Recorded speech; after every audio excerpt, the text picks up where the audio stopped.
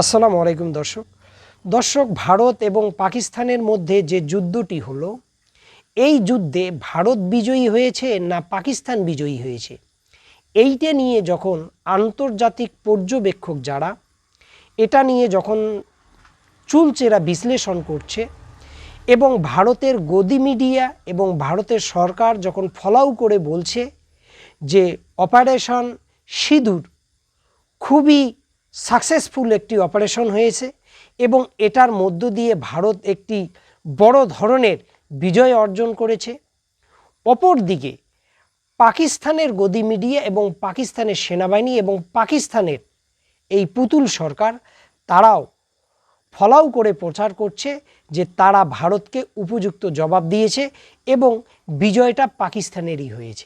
তো এই যখন পাল্টাপাল্টি দাবি দুই দেশের পক্ষ থেকেই করা হচ্ছে, তখন মার্কিন যুক্তরাষ্ট্রের একটি প্রভাবশালী পত্রিকা দ্য নিউ ইয়র্ক টাইমস তারা ফলাও করে তাদের পত্রিকায় লিখেছে যে এই ভারত এবং পাকিস্তানের মধ্যে যে যুদ্ধ হলো, এই যুদ্ধে পাকিস্তান ব্যাপকভাবে বিজয়ী হয়েছে।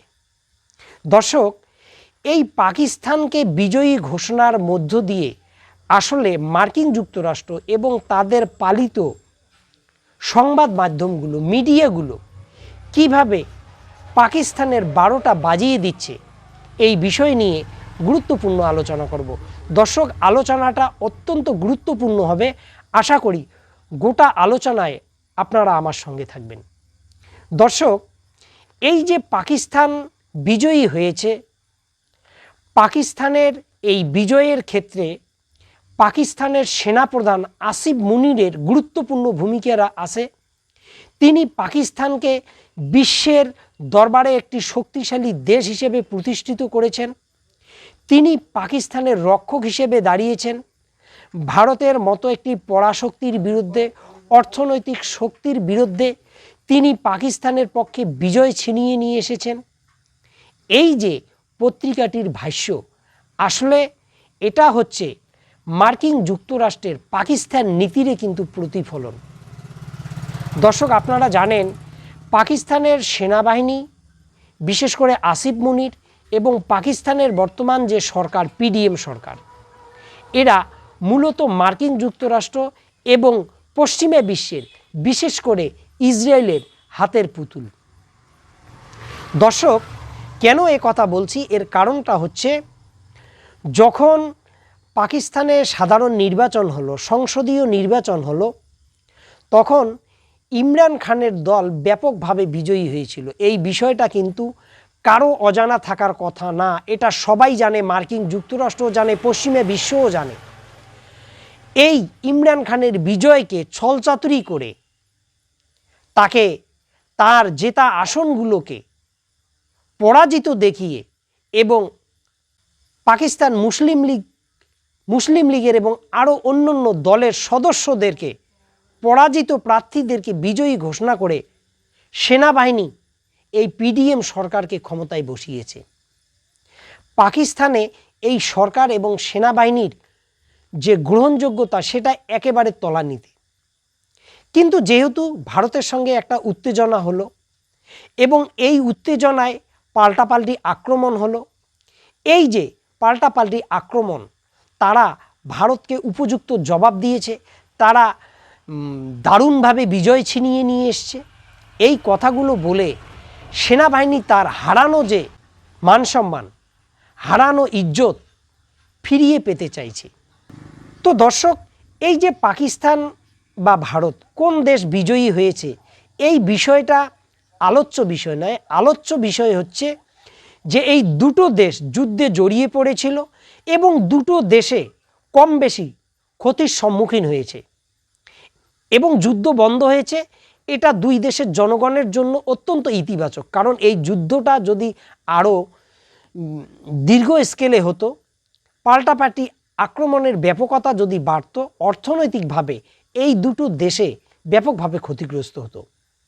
তো যাই হোক, কিন্তু এই যে মার্কিন যুক্তরাষ্ট্র এটার প্রশংসা করলো, আসলে ব্যাপারটা হচ্ছে এই মার্কিন যুক্তরাষ্ট্র, এই পশ্চিমা বিশ্ব সুকৌশলে ইমরান খানকে ছোট করার চেষ্টা করছে। তারা প্রচার করে বোঝানোর চেষ্টা করছে যে পাকিস্তানে ইমরান খানের চেয়েও পাকিস্তানের সেনাবাহিনী অনেক বেশি শক্তিশালী। পাকিস্তানের সেনাবাহিনী ভারতকে টক্কর দিতে পারে, ইমরান খান পারে না। এটার মধ্য দিয়ে পাকিস্তানের যে গণতন্ত্র সেটাকে দুর্বল করা হচ্ছে খুব সুকৌশলে। কারণ পাকিস্তানে যদি গণতন্ত্র প্রতিষ্ঠিত হয়, মানুষের মধ্যে যদি স্বাধীনতা থাকে, সেনাবাহিনীর আশ্রিত সরকার যদি পাকিস্তানে প্রতিষ্ঠিত না হয়ে জনগণের সরকার প্রতিষ্ঠিত হয়, তাহলে মার্কিন যুক্তরাষ্ট্র বা পশ্চিমা বিশ্ব এই পুতুল সরকারগুলোকে, এই পুতুল সেনাবাহিনীকে তো ইচ্ছে মতো ব্যবহার করতে পারবে না। তাই ইমরান খানের মতো মানুষকে যদি আরও অনেক দিন জেলে রাখা যায় এবং এই সেনাবাহিনী এবং পিডিএম সরকারের প্রশংসা করে যদি পাকিস্তানের জনমতকে এই সেনাবাহিনী এবং পিডিএম সরকারের পক্ষে নেওয়া যায়, এটা এই পুতুল পিডিএম সরকারেরও ভালো, সেনাবাহিনীরও ভালো এবং পশ্চিমা বিশ্বের তো সোনায় সোহাগ। কারণ পশ্চিমা বিশ্ব কখনোই চায় না পাকিস্তানে একটা গণতান্ত্রিক সরকার প্রতিষ্ঠিত হোক। দর্শক, আপনারা জানেন মিশরের মতো অবস্থা পাকিস্তানে হচ্ছে। আপনারা জানেন 2013 সালে মিশরে প্রথম গণতান্ত্রিক প্রক্রিয়ায় গঠিত একটা সরকার ছিল, ডক্টর মুরসি যেটার প্রধান ছিলেন। এই মুরসিকে এইভাবে মিথ্যা মামলায় পশ্চিমাদের উস্কানিতে আব্দুল ফাত্তাহ আল সিসি, এই সেনাপ্রধান, মুরসিকে মিথ্যা মামলায় জেলে পুরে দিয়েছিল এবং দীর্ঘদিন জেলে রেখে জেলেই মানুষটিকে বিনা চিকিৎসায় মৃত্যুর দিকে ঠেলে দেওয়া হয়েছিল।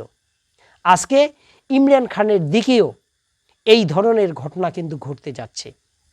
এই যে পাকিস্তানের ভারতের বিরুদ্ধে বিজয় হিসেবে মার্কিন যুক্তরাষ্ট্র এবং তার পত্রিকাদের এই যে প্রচার, আসলে এটার মধ্য দিয়েই ইমরান খানের ভবিষ্যৎকে অন্ধকারের দিকে নিয়ে যাওয়া হচ্ছে। তো দর্শক, এই যে পাকিস্তানের প্রশংসা, এই প্রশংসা কিন্তু পাকিস্তানের প্রশংসা নয়, এর ভিতরে অন্তর্নিহিত আরও অনেক রহস্য কিন্তু লুকিয়ে আছে।